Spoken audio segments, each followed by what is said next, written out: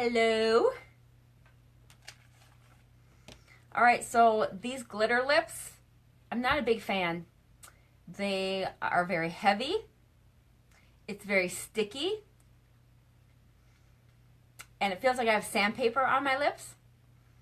And I don't like it. So, not a big fan. Although it is pretty, but I don't know. Feels like it feels very, very thick. Very thick. So, who's all coming on? We got some people joining me today. Yay. How you guys doing? You guys ready to talk about inflammation? Let me tell you why I decided to do this tonight. Because I've been working with a lot of, not only beefitters, but I do a lot of online coaching too. And I have a lot of people right now that are dealing with specific diseases or issues that are 100% related to inflammation. And most people don't even know that their ailments are related to inflammation. They just think it's because of hormones, or which is related, by the way, or it's their age, or they're just tired, or whatever. So I want to break it down for you tonight to give you a little lesson on what inflammation is, and there's different kinds of inflammation. But most importantly, I want to teach you guys and help you guys understand the importance of how foods can either be beneficial or detrimental, to how your body receives the nutrients, and sometimes those nutrients can be inflammatory. So I want to go over that tonight too and just talk about that. So I will be going over quite a bit. So if you guys have any questions, but just put them in the feed, and I will try to take a break every couple minutes and just look up to see if there's any questions, and I will answer them, okay? So I am excited to talk about this because it is one of my favorite topics, only because I've been able to really see a lot of people feel extremely better when they start an anti-inflammatory nutrition plan. Now, I will say, sorry, this glitter lips, yeah, it's like peeling off. It's like peeling off and going into my mouth. It's not very tasty, nor is it very flattering. So here's what you guys have to know. So when the BeFit program and the nutrition that I teach you guys is always from a standpoint of being anti-inflammatory. But here's what you guys really have to understand is that everybody is so unique and different. This is why every one of you who meet with me, what you're doing is different and your plan is different. Some of you are on higher fat, some of you higher carbs, some of you low carbs, some of you higher, it just depends on your body. And so this can be the tricky part of, if you don't really understand this and you're not learning how your body works, this can be a really tricky part of getting results or feeling good, because you really have to know how your body is wired and how it's designed, and everybody's different. What might be inflammatory foods for you will not be for me, and even healthy foods. I mean, there's a few certain ways you can know, which I'll go over later. There's some tests that you can take, but for the most part, I don't really think you need to go spend thousands of dollars on tests until it gets to the point where, with most people, what happens is they get to the point where they're in such chronic pain, and things like fibromyalgia and lupus and all this chronic, really inflammatory inflammatory diseases, that then they got to spend all this money to get tested. But the problem is that most physicians, they'll treat you with medication and not you do the testing that I will explain to you tonight. So again, I'm getting off the topic here, but I want to just share with you, what inflammation is and kind of how it pertains to the foods you eat and things like that, okay? So what I did this morning is I just started really writing down what I wanted to go over with you tonight. So I'm going to be looking at some of my notes, making sure I cover everything. But there's a few key things that I just think that I just need to kind of reiterate for you guys, because like I said, the one thing with everybody is we're so unique and we're so different. And how you feel. This is why when you guys meet with me, I'm always asking you, how you feeling? What, do you have any symptoms? What's going on? Because you could be on, eating some food that your best friend is eating, and you guys are you can't eat it because of a certain a symptom or whatever. So again, it's so different. But the general rule is this, is that if you understand how inflammation works in your body, inflammation is a protection. It's a protection in your body. So when you get inflamed, think of it like this. Inflammation is a way for your body to protect itself. So let's say that you are running and you sprain an ankle, or you hurt your ankle. Right away, usually what you'll see is your ankle start to swell, and it will start to bring a lot of fluid into that area. Same with if you have a sliver. Let's say you got a sliver. What happens is right around the area of where the sliver is, it gets pussy sometimes, inflamed, red, all that. So inflammation is a way to, one, get rid of things in the body, right? So if there's something that's going on, it's a healing process. So inflammation is actually not always bad, okay? But it can be bad if it's chronic. So I want to go over the two types of inflammation. One is, let's go first, before I do that, let's talk about the stages of inflammation. So the first stage of inflammation is called irritation, and that's when, let's say you have a great workout, right? And you do a lot of squats, and you're really sore the next day, right? So if you're really sore, you have torn the microfibers in your muscle. That is going to be a sign that your body is, needs to be repaired. So what it does is it pulls a lot of water and stuff into the area for healing, okay? So this is why, you guys, I don't like you guys to weigh yourselves when you're in this program, because as hard as you work out, and depending on the workout, depending on the day, depending on the food that you eat, your body's always shuffling water around. You might be 8 pounds heavier one day because if you've had a really tough workout and you're really sore, fluid is going to be rushing to that area, and you could be 8 pounds heavier in one day. This is why, even with bod pod, sometimes you guys just bod pod funny, and a lot of times it's that water, it's that inflammation, it's that stuff that's storing into the muscle, the glycogen and the water and all that. So there's just so many different ways that your body can fluctuate in weight, okay? So the first stage is the irritation stage. The next stage is called the granulation stage, and this is actually where when the tissues and stuff are actually injured, then that's when it begins to start to actually healing process. So once you tear a muscle cell or tear a microfiber in a muscle, water and everything starts to, and it heals it, right? Well, if you have a sliver and it gets infected, then there's pus and everything, all that, that's actually starting the healing process, okay?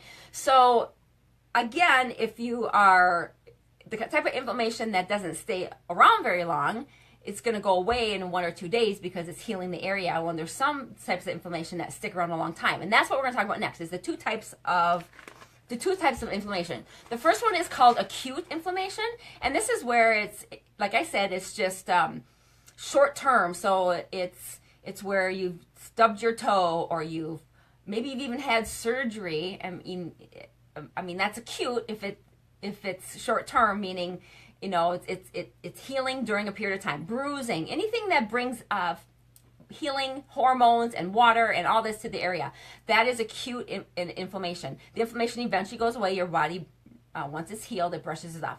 The next type of inflammation is called chronic inflammation, and this is inflammation that is going on for a long periods of time. And this chronic inflammation is what is the dangerous inflammation. And this chronic inflammation, for most people who have chronic inflammation, they don't even know it. They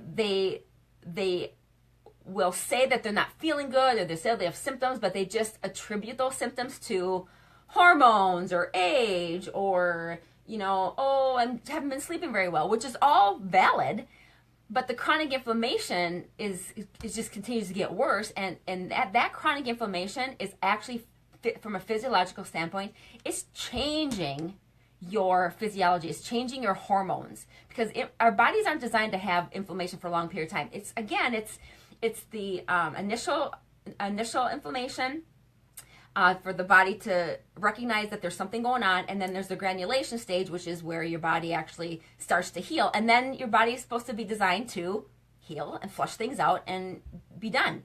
So that's the acute phase. Well, people who are in chronic stages of inflammation, from a weight loss standpoint, it's frustrating because if you have chronic inflammation, it's almost impossible to lose body fat because of all the hormone changes that are taking place.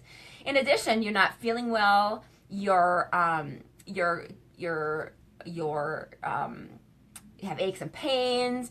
It might come out with, you have your skin. I mean, there's just so many things. The common chronic inflammation markers are ADHD, fibromyalgia, anything autoimmune, thyroid, swelling, adrenal stuff is all related to that. So there's a lot of different, some cancers. If you get cancer, there's definitely inflammation or some inflammation, chronic inflammation that's been happening.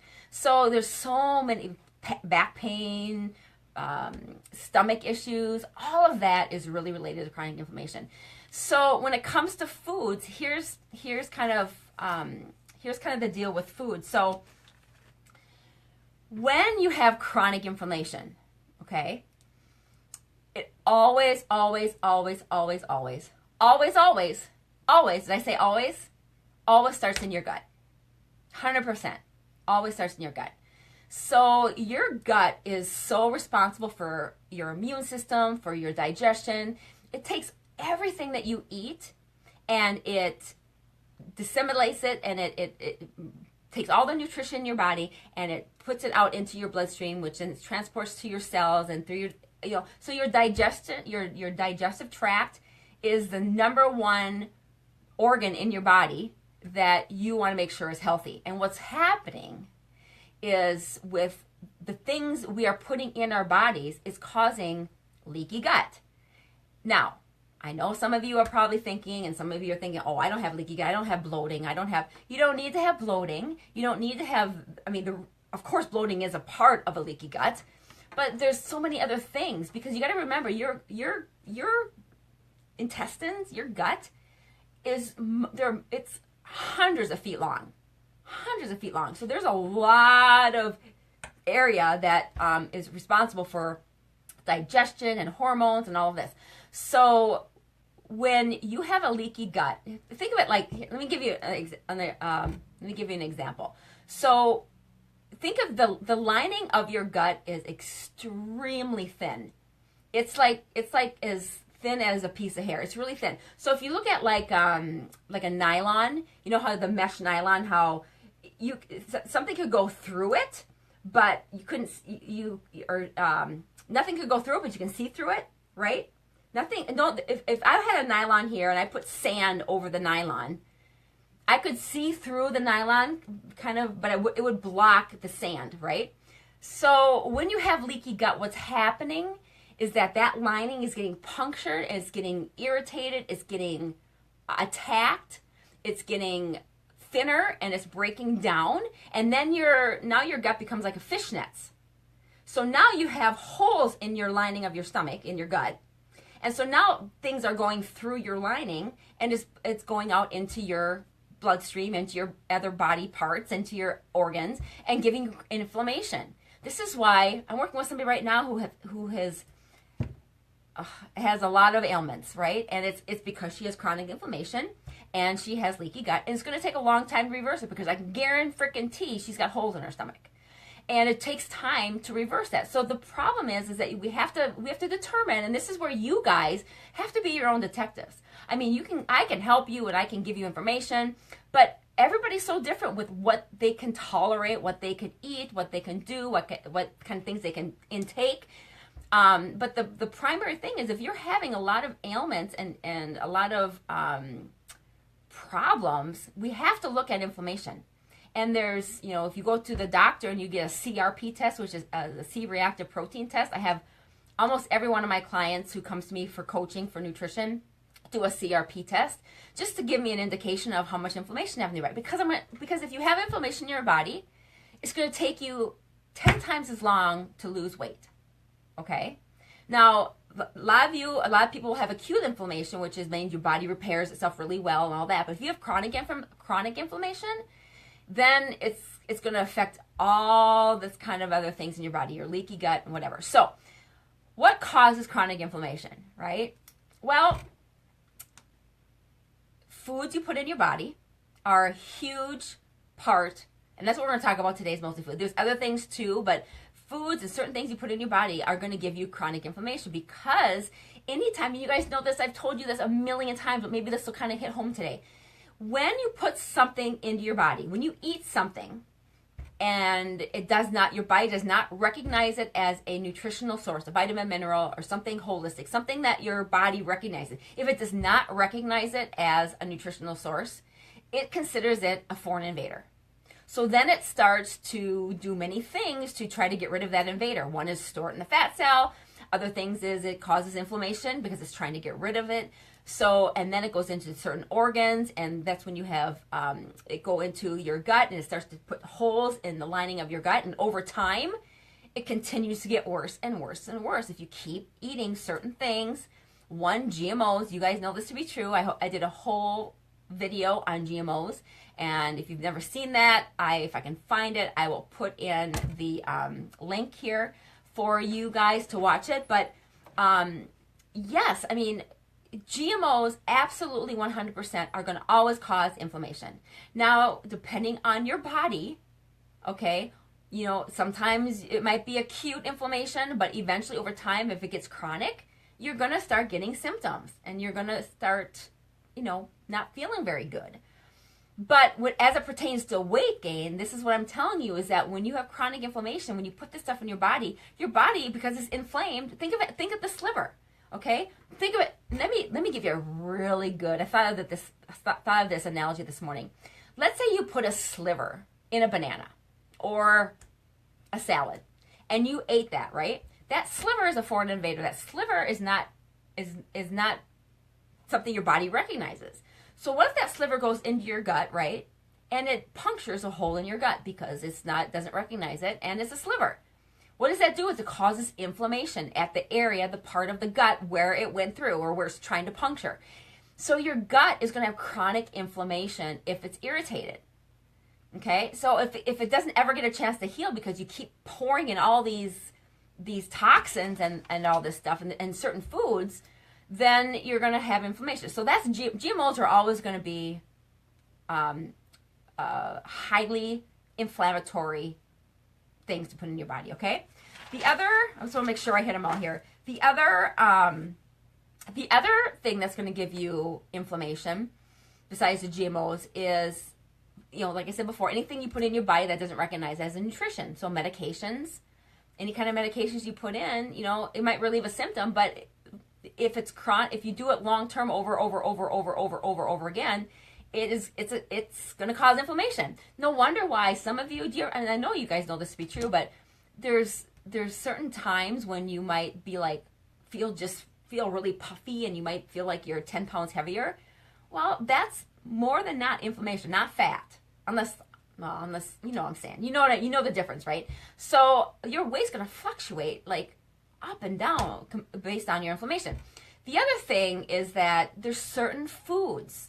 Okay, I have a foods list here that I can post here on the page that might be helpful for you guys to understand what foods, and this is just from research and from studies. So this is not a hard rule for each one of you. You guys remember, everybody's different. How their DNA is, how they're wired, how your body is made, and everybody's different. Okay, so some foods that might be inflammatory to you will not be inflammatory to me or cause me inflammation. Okay, but just through science and research, there are some foods that the majority of people just have issues with. Doesn't mean it's going to be you. I'm just going to give you through science and research, and I pulled this off of one of my sources I have with the medical and holistic journals that I have.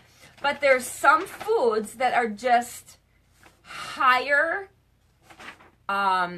inflammatory foods, okay? Things like Things like sugar. Sugar's number one. Sugar is the number one pro-inflammatory food. Artificial sweeteners, they just are.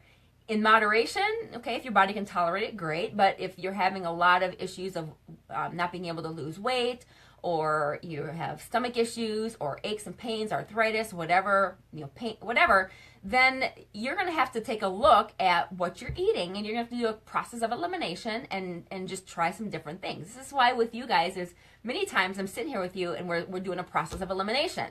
Saying, let's try for the next couple weeks, let's not eat this at all. Or so you have to be your own detective. You can't go by what your friend is doing. So sugar's number one, artificial sweeteners, gluten, and you guys know, if you've learned anything from me, you've learned that gluten, chemicals, GMOs are all bad for you. And so this is not news to you guys, but I'm just reiterating, the obvious. So sugar, artificial sweeteners, gluten, alcohol, grains, certain grains like wheat, things that have a lot of gluten in it, dairy, soy, peanuts, fried foods, anything smoked, and any non-organic meats, refined carbohydrates, breads, pastas, crackers, bagels, muffins. You guys know that. Certain sodas, regular sodas, even diet and regular sodas. Not because of the carbonation, although the carbonation could be potentially inflammatory for you. I'm talking on this list, the Diet Cokes or the diet sodas that have the artificial sweeteners in them, and then your regular Cokes, of course, have high fructose corn syrup and all these really bad elements in them that are just extremely toxic for you. Fast food, every single fast food will have an exotoxin in it because fast food is made with all the hydrogenated oils, the trans fats, all those oils, peanut oils, canola oils, all these oils are extremely toxic for you. Jams, jelly, syrups, all going to be bad because they're not 100% fruit. They're processed fruits, sugars. Fruit drinks, and then conventionally raised animal foods. So that for the most part, you guys are pretty obvious what that would be. Okay. The maybe inflammatory foods, these are the ones that for some people, even though they're healthy, they just may cause inflammation. And I'm going to talk to you about how you can test this and what we can do in a little bit. But here's some foods that could be maybes. And again, this is based on a lot of the science and reports and studies that have been done. I'm going by women's research studies here too. So eggs, very potentially can be inflammatory for some people. The nightshade vegetables like your eggplants, your peppers, your tomatoes, all that. Your citrus foods, lemon, lime, oranges. Real food like kombucha and carbonated water. I drink that all the time. Doesn't mean it's bad for you. It just means that you could potentially have an inflammatory response for this. So you have to know your body. Coffee, because it's very acidic, and some people just can't tolerate coffee very well. Caffeine, chocolate, dairy, even the organic. You know how I feel about dairy. I just don't think anybody should be on dairy, and that includes. I'm not saying you can't be on protein because whey protein, even though it's dairy, it's not as high content of the lactose that a normal milk has, but there is a trace element of dairy lactose in whey proteins, and some people are very sensitive to that, and they can't have it. They can't. They're just super allergic or have issues with any sort of dairy at all, even if it's protein powders. Specific nuts, a lot of times I think almonds are great for you, cashews, walnuts, all those are great for you, but some people can't tolerate nuts. It gives them issues, okay? Carbonated beverages, I already explained. Yeast, guar gum, or xanthan gums, these are the binding agents in certain foods, even though they're considered or deemed plant-based. Sorry. This glitter lips, yeah, I'm not gonna lie, I don't like it. Certain vinegars, even though vinegar is very good for you, especially if you have acid reflux, because if you have acid reflux, it means that you don't have enough acid in your stomach. So vinegars and apple cider vinegar, all that's very good for you. But for some people, honestly, if you have high inflammation, right? And you're taking apple cider vinegar, and you will know right away if it works for you or not. Some people can't tolerate it. Some people can. And then certain beans, okay? So with that being said, there are some ways you can test. Now, I don't suggest that you go and spend a bunch of money on tests right away. If you're truly having some issues with inflammation, you can set up a time with me. We can talk about it. I'd be happy to help you with a elimination or a process of elimination and discuss your situation, which I think you should do before you spend a bunch of money on doctors and tests and all of that, because especially if you've been, eating fairly clean and you're still having issues, then there's definitely some inflammation going on. But there are ways to test it. One is always a process of elimination, logging your food, sticking with certain things for 1 or 2 weeks and then slowly adding them in. That takes some time and some work, but that's one way. The other way is you can get a leap test done, which is like a blood test. I did mine back a few years ago. And what it is, it's the highest, there's two, there's LCAT and LEAP. I've researched these to death. LCAT is not as accurate as the LEAP. So I can actually give you guys the kit for a LEAP test if you want a LEAP test. So the LEAP test will test your reactions to certain foods, to your blood, to see if you have an allergic reaction or an inflammatory response to these foods. It's an amazing test. It's very expensive. It's like $200. But it's extremely, if you guys are struggling at all with any sort of digestion issues, or you're frustrated because you're eating what you think is really clean, you need to come talk to me. If you want to do this test, we can. Not saying you have to start there. But when I had mine done, that was back years ago when I had my adrenal fatigue issues going on, and I was just like, what is going on? I was bloated all the time and just whatever. So I had mine done, and mine came back to actually I don't have a lot of food allergies, but I did have some. And for me, mine came back as I was highly reactive to olives, peaches, and cantaloupe. I don't eat those. I was allergic to tuna. Yes. So that I had to quit eating because it showed in my LEAP test that I was highly inflammatory to that. Hops. Oh, bummer. I can't drink beer. I'm so sad. I don't anyway, but you know what I'm saying. Cow's milk. This would explain, you guys. When I was young, when I was a baby, I was so colicky, and my mom was feeding me milk. And I was getting ear infections all the time, and I was sick and so colicky. Once my mom found a pediatrician that told me to take me off of milk, I got better instantly. So I've always been allergic to milk. I never drank milk, whatever, cottage cheese, nothing. So, and then the gluten stuff. So anyway, you can do a LEAP test. That is an option for you if you wanted to do that. It's helpful. I just did a LEAP test on a client here a couple weeks ago, 3 weeks ago. We went over them, and she was eating everything on her reaction list. Everything. It was crazy, and she had some really healthy foods that came up on her list, like really healthy foods, like tomatoes and peppers. And I think one was green tea, because I'm such a huge fan of the green tea. But you know what?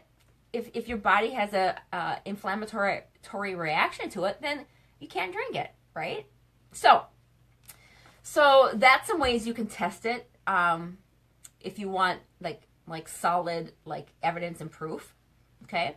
I should probably look at some of your questions here before I look at you guys are writing here. I'm sorry. Let me look here. Sarah, how do you recommend incorporating ACV? I tried to do a shot daily, and my dentist said that's too acidic for your teeth. I have added it to warm water, drank it like tea, but it's not. Okay, so let's talk about how much is a LEAP test. I think the LEAP test, I have to look, is either $195 or $295. I think it's $195. And that's my cost. I don't make any money on it. I mean, I just offer it here. I have the kits. and I send it to the LEAP facility, and then they do the reading, and then I go over it with you. So the LEAP test itself, I think, is $195.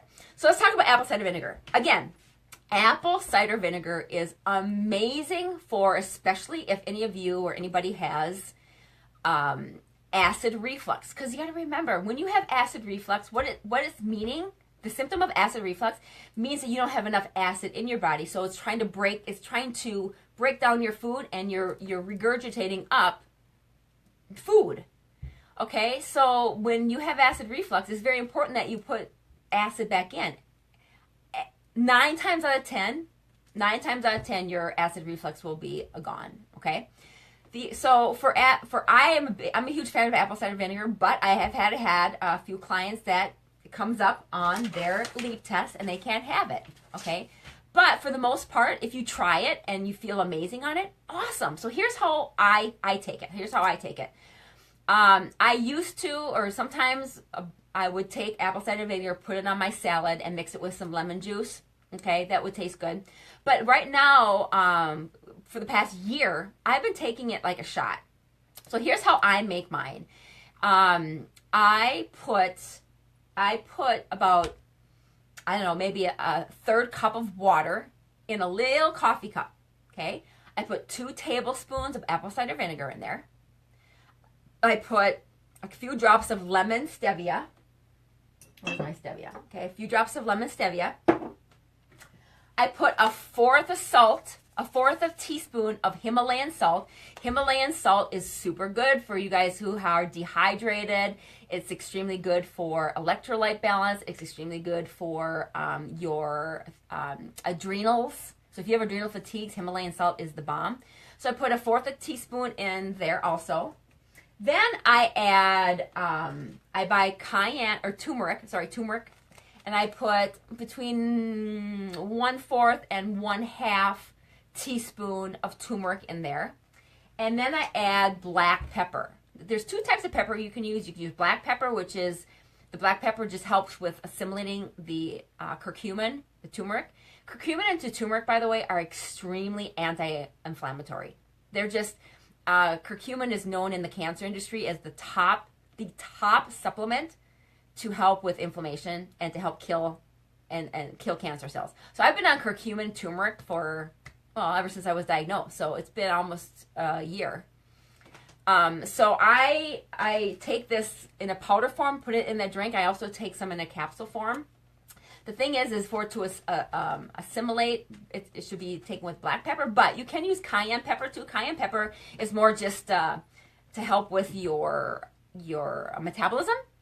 And the cayenne pepper is pretty pungent, but you can mix that too in there. So whatever you decide. So I mix that in there, okay, right? And so what I do is I take it, and I'm telling you, it is nasty. I'm not going to lie. It's nasty. But if you take it and you slug it like a shot, don't sip it, don't let it go into your teeth, just like a shot, it goes down fine. It's totally fine. You just do it quick. And then what I do is right after I take it, I have a glass of my green tea or something else that tastes really good, and I just right away take a sip of that to rinse my mouth, and it's fine. So I'm not gonna lie, it's not pleasant, but it works, you guys. I'm telling you, since I've been on that concoction, I can't even tell you how good I feel, and it definitely was a part of my protocol. The only thing I did is I used a lot of black pepper, and then I also take a supplement. Now you can take a supplement, but that supplement won't have apple cider vinegar, which apple cider vinegar has a lot of anti-inflammatory properties if your body can tolerate it. This is where a LEAP test would be very beneficial for those of you who, I'll give you an example. One of my relatives, I suggested she has acid reflux, and I suggested she takes apple cider vinegar. And about 2 weeks later, her acid reflux was gone, but she was getting other symptoms. And I have a feeling that she is probably fixing her, she has leaky gut for sure, because she just does. But it fixed her acid reflux, but now I think she has an allergy to the apple cider vinegar. So again, it's a process, trial and elimination. The curcumin by itself is still going to be good. So it depends on what your need is, Sarah. It depends on what your what your reason to take the apple cider vinegar is. If it's for all anti-inflammatory, there's other things you can take besides the apple cider vinegar. It's just apple cider vinegar is really good for you if you can tolerate it. Okay, so that's kind of a long answer for that question. Sarah, add a fourth of teaspoon turmeric to your protein shake. Yep, but again, remember for turmeric, for the properties of turmeric, for it to be the most beneficial for assimilation, it has to be with biopreme, which is also another term for black pepper. So that's ideally how you should, either with that or with an oil. But that's just, that's just that. Any other questions? I'm going to move on to some anti-inflammatory foods. These are foods that you need to add to your plans right now, because these foods are all extremely, and most of these will not be a shocker to you, but they're just very good. Non-starchy vegetables. So basically any vegetables that are non-starchy, I would eliminate. I wouldn't do corn and some of those things are very high in sugar, but non-starchy vegetables. Lemons and limes are extremely anti-inflammatory. Any sort of berries, they're so full of antioxidants. They're so great for you. Extra olive virgin oil. I do a teaspoon of extra olive virgin oil with 5,000 milligrams of vitamin D twice a day, every day. Yes. Coconut oil, raw nuts and seeds, avocados, herbs and spices, basil, curcumin, turmeric, all of those, mint, all of those, any kind of spice, you guys. I am telling you something. Spices are from the earth. Food from the earth is so healing. I've proven it to you guys. I cured myself of cancer in 10 months by going with an all plant from the earth based nutrition plan. Our food is our medicine. Okay? So if you have chronic inflammation, your body is rejecting and it's giving you signals. It's giving you something to say, hey, something is going on. I don't like it. I'm trying to protect you, my dear, but I'm allergic to, I'm allergic to carrots, and so, or broccoli. You have an allergy to it, and you keep eating it thinking it's healthy. Well, if it's not healthy for you because you have an inflammatory response, then you have to quit eating it, even if it's healthy. That's why there's no. This is why I hate so bad. And I'm gonna go on my soapbox here for just give me 30 seconds. I hate Whole30 food plan, or I hate Atkins, or the what's the other really popular one right now? The ketosis diet. All these diets that are written by one person who thought they wanted to make money on diets, and people are following. It's like, how do you? Okay, your body's not like the guy who wrote the book. The paleo diet. Oh my good God. If I hear anybody else say they're on the paleo diet, I'm going to freaking lose my marbles. People are developing so much chronic inflammation from these diets because they're putting stuff in their body that they shouldn't be eating. So you got to know your own body. And it's hard. It's just how our food is processed nowadays, it's hard. So it's chronic inflammation is giving your body a signal that there's something that needs to be taken out or needs to be looked at, okay? So I have this list that I can email, or I'll post it in the BFIT page here, and under the files, and you guys can print it out if you want it, okay? So any other questions? I just have one more thing I want to go over.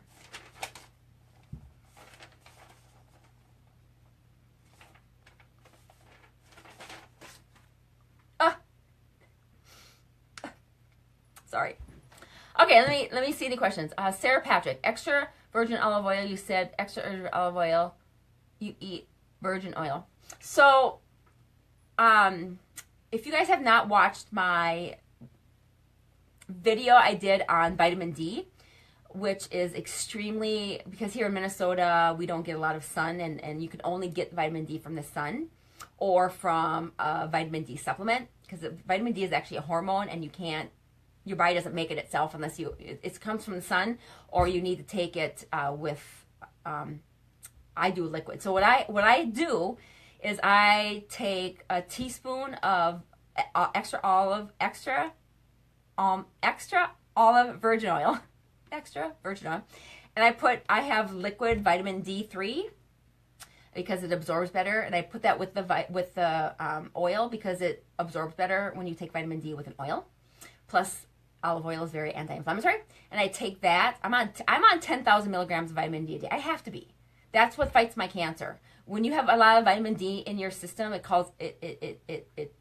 allows apoptosis in the cell, which your cells have a normal cell death. I'm getting off the topic here, but every cell in your body lives for a period of time and is supposed to die off. That's the normal apoptotic cycle.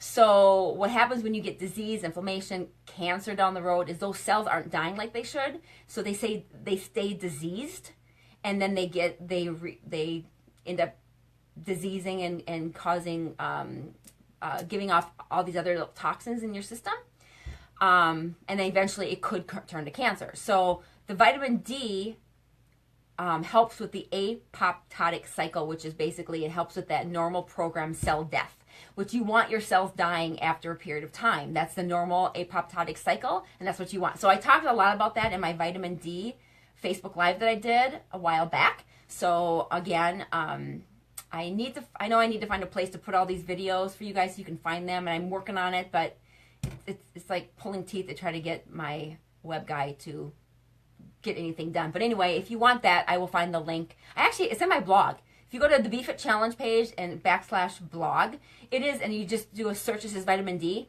I'm pretty sure it's in there. I think I uploaded it into that. Okay? So great question.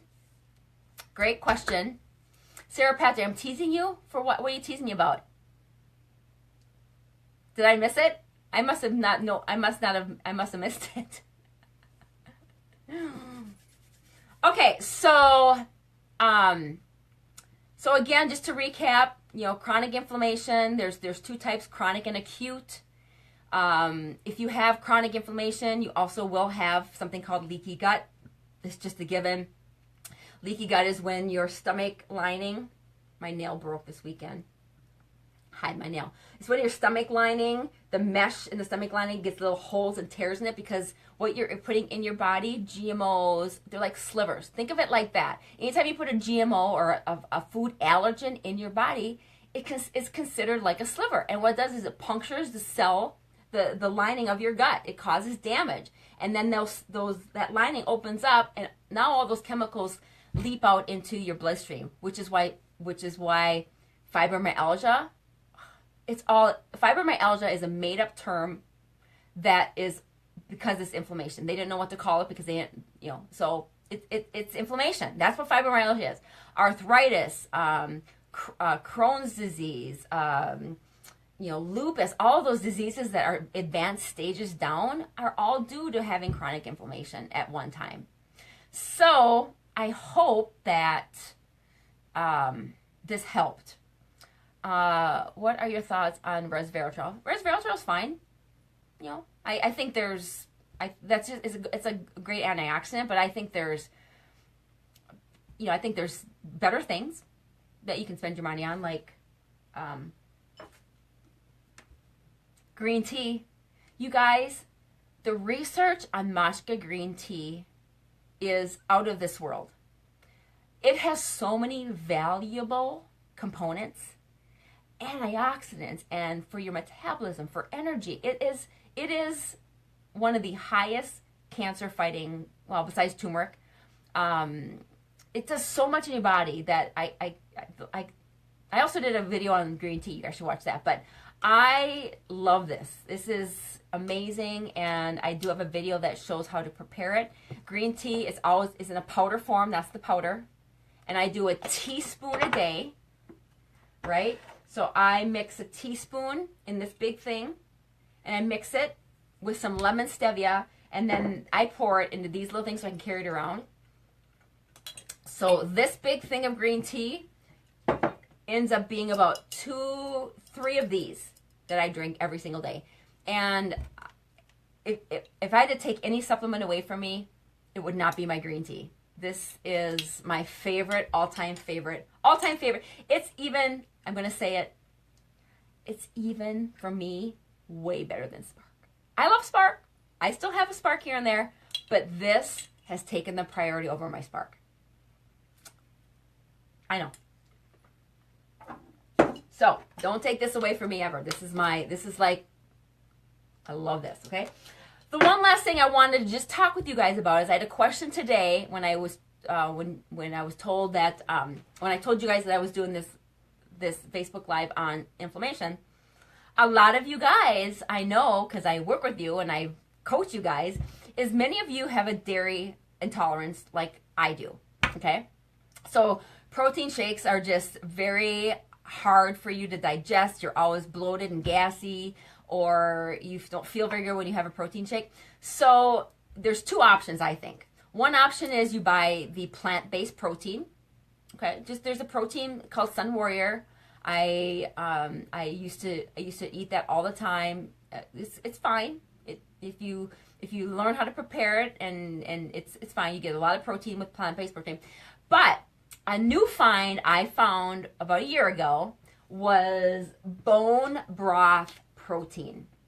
Okay, I have two different kinds here. It doesn't matter. There's a couple companies that make it.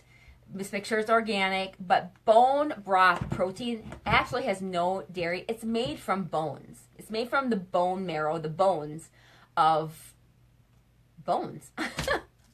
And there's a special process. You can make it yourself. I don't want to make it myself. I can give you a tutorial on how to make it. But bone broth protein is equally in your body. It actually performs better like a protein in your body than actual regular dairy does, because with dairy there's so much inflammatory components around dairy that half the time you don't end up absorbing a lot of the protein. And if you have leaky gut, you're not absorbing protein anyway. You're not absorbing half the stuff you're putting in your body. If you have leaky gut, you're not absorbing a lot, probably 50% of your nutrition. Yes, and I'm not even lying. This is why some of you don't feel good and you don't have energy. You're not absorbing it. If you had blood work done, and I can guarantee if you have leaky gut, if you have blood work done, it would show that your levels of nutrition, if you had a nutrition analysis done, it would show that you are malnourished. Because if you have leaky gut, you're not absorbing nutrition. So anyway, this helps with, glutamine, by the way, helps with repair leaky gut. So good job for staying on glutamine. But bone broth also helps with the repair of leaky gut and also gives you your protein. So you can use this just exactly like regular protein. And they have different flavors, chocolate and vanilla or plain. And you can make it just like you would a regular protein shake. Okay, it doesn't have all those fillers and everything like, our Max Muscle does and all that. So it's a pure protein source other than dairy that you guys could check out and look into if you wanted to replace your protein powder. Okay? All right. Questions? Anybody? If not, I'm going to let you guys go. It's been 50 minutes. I was going to try to keep these short, but I got a lot to say, I guess.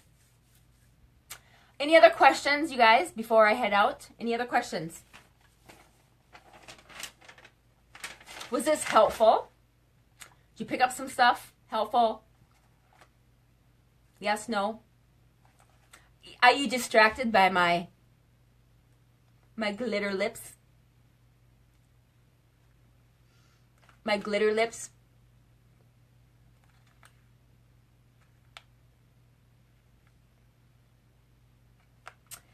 Yeah, not so sure I would recommend it. It's kind of fun though. It's very uncomfortable.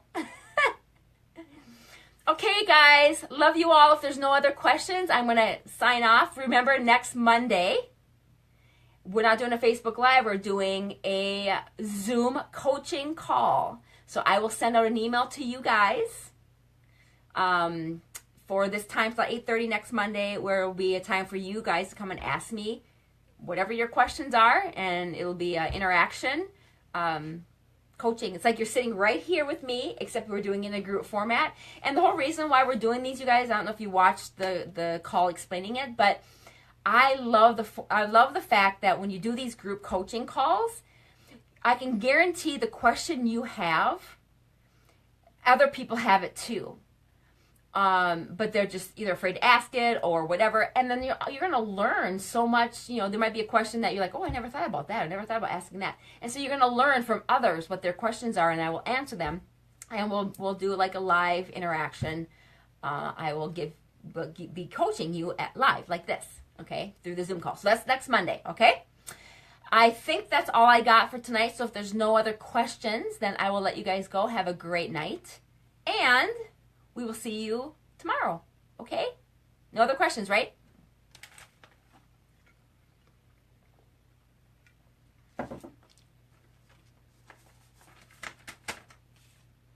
All right, I'm signing off. Bye.